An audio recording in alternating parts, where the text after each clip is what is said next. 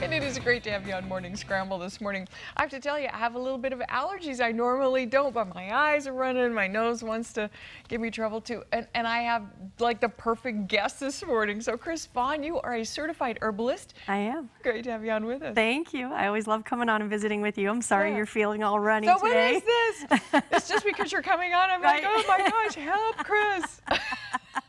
Yeah, allergies are pretty bad this time of year. We go through it, and we were just talking, I was talking to some of your other guests that are coming on today about allergies as well, and then you said you were suffering. So, you know, we have a few plants in our desert that are causing the issue. Juniper in our area up here in Prescott is probably one of the biggest The girl ones. junipers, I heard. Yeah. The ones with the little blue berries, Yep. so the females. Yeah, it's little stinkers. Yep, Okay. so that's a big one. So sometimes chamomile helps. So I brought a little bit of chamomile flowers. So if you have that growing in your garden, sometimes that's a quick fix. And you can make tea out of that? You can make tea out of that. Other times it's not. You might want something, you know, like thyme as a quick fix to be a little astringent and dry that up. Okay, and is this still something that you take orally, whether with, I guess you could do it in capsule or tea? And then, of course, local honey. It's not an herb, but it does help to desensitize us. It's sort of a homeopathic type of a remedy. Oh, it's like a vaccination, almost. Right. And then there's another one that I love called Zone 6, which is drops. It's homeopathic drops of all of the grasses, trees, and weeds in this zone of the country. So that's really helpful during Again, and on the principle of a vaccination, but a healthy vaccination. How nice. Well, you have some beautiful things here. Silk mimosa. Yes, I picked up a few things. This one I did a harvest of yesterday. This is mimosa. A lot of you might have this tree in your yard, or it's actually a bush, but it grows really big like a tree. The Latin name is Albizia julibrissa. And excellent, Kris. I know that was a hard one. But this is really a wonderful plant for anxiety and depression, and specifically when those things cause us to feel overwhelmed, so we don't do anything. Great, I'm going to go munch on my silk mimosa tree. So again, how do we do that application? You make an infusion, this one, you can do an infusion, so a tea of the leaf and the flower. Has a very sort of perfumey fragrance and flavor, or we can tincture it using alcohol and water, and we make an extraction. And the bark of the tree is also medicinal. So in my clinic, I tincture all three together, the bark, the leaf, and the flower, and then I'll use that in nervous system remedies.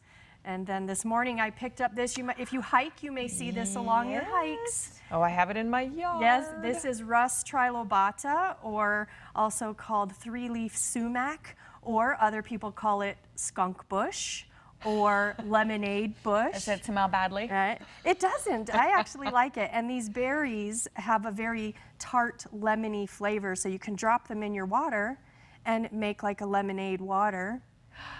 Or you can just eat them. And then the leaf makes a really nice remedy. It's astringent for burns and cuts and scrapes. We can powder it up and put that on to be that is fascinating. So dry the leaves and powder them and make a little salve or whatever. Okay, so I've watched those berries and like I haven't noticed the birds eating them. So that's kind of my thing. If the birds aren't eating them, I'm not eating them because it could be nightshade or something. No, and this one is fine. And now there are several Rus species that all have red berries and they're safe. There is a Rus species that is toxic and it has white berries. And that's in the poison ivy, poison oak kind of family. And generally your white berries are like poison, aren't they? Okay, I thought that's kind these of general. ones here in the Prescott area are very safe, very tasty. Well, Kris Vaughan, you are like amazing. You know all this and this magical herb stuff, which is wonderful. It's the natural thing your body can, you know, deal with it well for so many problems. And you mentioned classes. You're having some kind of classes. Yep, we do have. I have classes in my school, Herbal Wisdom Institute, and this Thursday, so tomorrow, is kitchen medicine, and so I'm going to be demonstrating some simple DIY remedies from things you already have in your kitchen cabinet. Oh, nice. Okay. So things anybody has access to. Just open them and go. Let's see. That will help. That will, if you just know what they are. If you just know what they are and what to do with them and when you want to grab them. So things like thyme, okay, one of your best cough remedies. Peppermint, fever remedy. Ginger for digestion. Amazing. Chamomile is Just about soothing everything, It right? is. It's an everything plant. I It's a love magic. chamomile. That and golden seal, I think, Yep, yep. are really amazing. So, wow, and you just have all this so people can learn this at different times, and I know you have kind of, ongoing ones, so why learn about them? So, I came to learn herbs when my daughter got sick, and conventional medicine wasn't giving us an answer. And so I turned to herbs, and it completely transformed my family during a time of desperation. And that's what I really find in students that come to my classes. That's where they're at also. They're searching for another way, or they're searching to live a less toxic life and something that is more sustainable in the long term. Sure. There's so many things we need to know. I about died. I was driving to work today, listening on the radio, and it said, the best time to put your antiperspirant on is at night because it clogs the sweat pores better. And I'm like, I mean, that is, the skin is like this, there's two of the biggest cleansers systems in our body. We clog our cleansing system. And there are some really great essential oils that you can use as an antiperspirant or a deodorant. And then you're not being exposed to the toxic metals that are in commercial deodorants. And they work even better than the commercial deodorants, and they're less toxic. So you don't have to be stinky, but you don't have to clog your pores and die either. I just thought to throw that in, right?